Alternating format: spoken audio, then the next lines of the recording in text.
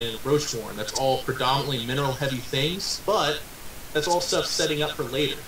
And that's essentially what tech buildings do for you.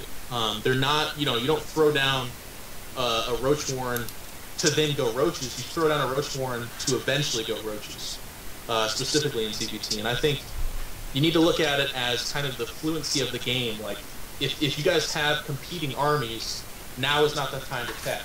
If you just curb stomp a drop, or he's expanding, or you're harassing his main, like you've somehow initiated and won yourself the freedom to make a choice, that's when you make a choice to expand, or not expand, excuse me, but tech building. Okay.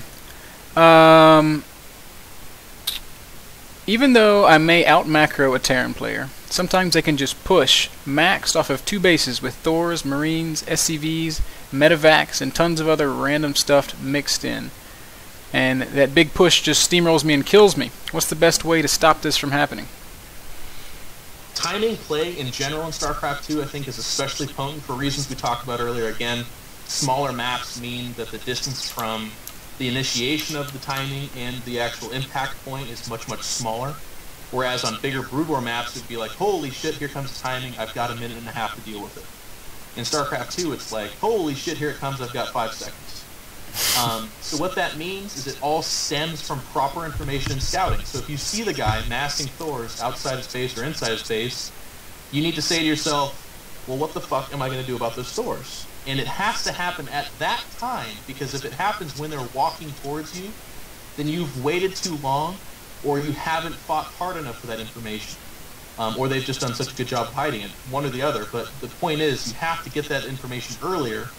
And that happened multiple times with Mr. Bitter in his session, too. There was times where, it could be a Marine SCV pressure thing, or it could be an expansion. And he earned that information by scouting up and down the ramp in proper Overlord plays. And he also sacrificed, I think, 3 Overlords over the course of those 4 games. And that's something that a lot of people are lenient to do, too, but I think they should free themselves a little bit, because that could be the difference. So I guess that's the long answer. The short answer is you need to have proper positioning, and you have to have proper unit matchups. If the guy's got a Marine SCV timing coming, you better have Banelings. If he's got Thors, you better have Roaches. If he's got a mix of all the stuff, like the question specifically asked, then you got to have a mix of all the stuff. iNcontroL.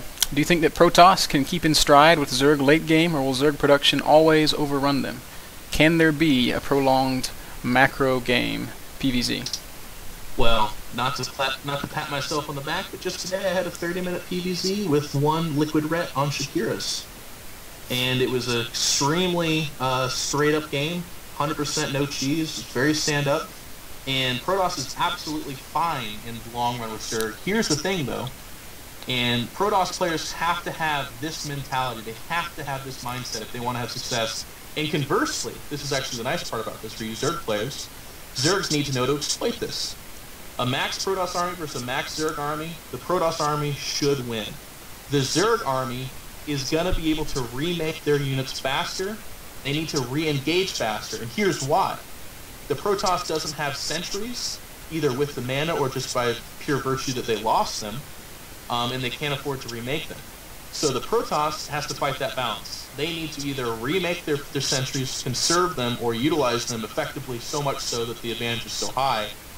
But also, Zerg need to exploit that timing when the sentries are absent from there, and that's usually right after the 200-200 clash. So yeah.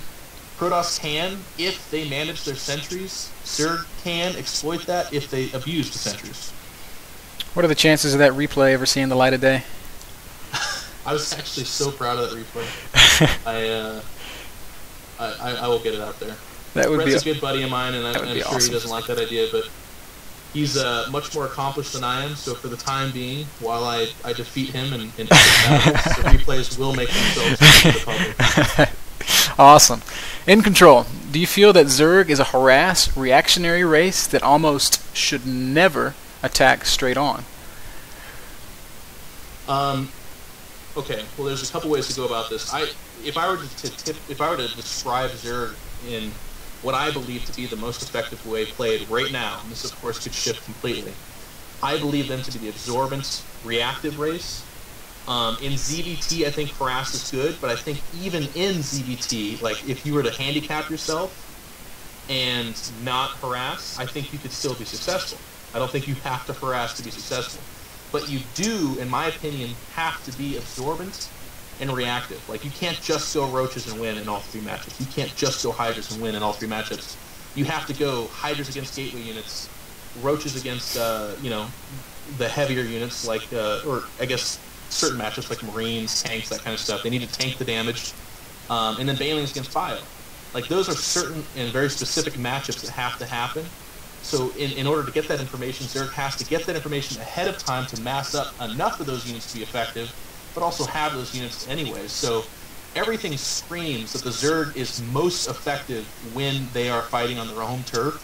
Creep allows them to move faster. They make more units, so the closer you are to your production, the more units they'll have, just by virtue of distance and recreation time.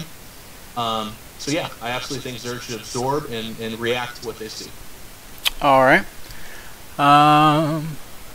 Gotta sift through these terrible questions and get back to the good ones. iNcontroL, what do you feel people are posting. iNcontroL, what is the best way to deal with a Protoss timing push with Colossi if you don't have the economy and or time to get Corruptors? Oh, I read that wrong. If you can't get Corruptors, how do you stop the toss Deathball? Well, that's a nightmare situation. If you don't have Corruptors, then my first response would be that, like, there's always time. So, I mean, situationally, maybe it just happened where you couldn't get them out. But, of course, that would be other issues that I would look to talk about.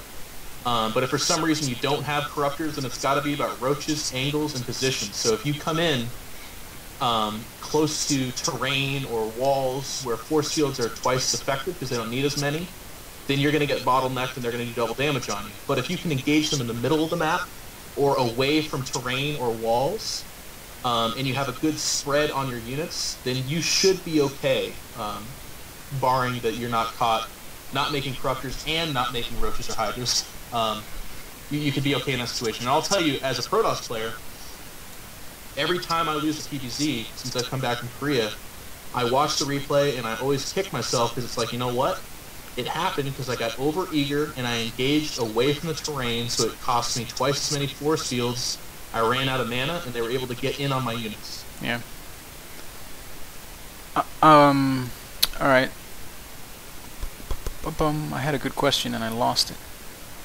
iNcontroL, in some of the games we saw tonight, Mr. Bitter seemed to have too many banelings and too few Zerglings. What kind of ratio should we be shooting for with the Ling baneling in ZvT? You know, let me forward that by saying I feel very, very comfortable coaching ZvT, and I feel like I can take any question fairly well, but for the higher level people, because that's a really good question, I would defer to a Ret or Machine on that one specifically, because from my perspective, in that matchup, I feel like if you can afford to have like a 2-to-1 ratio, Baneling to Zergling, do it. But I never ever see that. So I don't know that I have the correct answer on that, but here's the reason I feel like that's the case. And it comes with caveats. I think if you can afford it and it's situationally viable, then you should. Which means you're maxed, what else are you going to do with those Zerglings? Or, for whatever reason, you're gas heavy and mineral deprived, you've got bases roaring, or they're just super heavy bio. Because obviously, again, the Zerglings, what they basically do is confuse AI. They get in on the tanks and they drag those friendly fires, or they surround the Marines and don't allow them to kite the Banelings. So as long as you have enough Zerglings to do either one of those tasks, if you have more Banelings than Zerglings, I'm okay with that. And I would be interested to hear someone tell me that that's terrible logic. All right. How does a Zerg player deal with cannon expanding Protoss? I'm presuming that they mean like forge first and then either a cannon rush or like just straight up cannon at their expansion. To me, it sounds like forge first, forge expand. Maybe say the cannon rush got denied or whatever with good drone control. I'm not really sure. I would, you know what? Just as like a general philosophical approach, just don't freak out. I know I coach with Protoss daily, and they're like, "Oh my God, they got their hatch first. Should I just leave?" And I'm like, "No, dude. Like, yes, it's a nice little kick to their economy, but it's not like it's a freak out time. Yeah. And it's the same for Zerg. Conversely, if they go Forge first, you don't have to be like, oh my god, I have to make roaches now to punish that because they did this patch where they increased the range. No, that's not the case. But what it does mean is you need to know, okay, he built the Forge first and Photon Cannons before he made a Gateway, which then allows him to make a Cybernetic Core, which then starts his unit count. Okay, they're not going to pour out with 5 Zealots, because Protoss won't do that anymore, because of roaches. And also Speedlings are just fine. Well, no. But roaches. Yeah. So what you need to say is, I'm going to stick around on Hatchery Tech for a little bit longer, and eventually go third, faster. So by the time they hit that Cybernetic Core, I've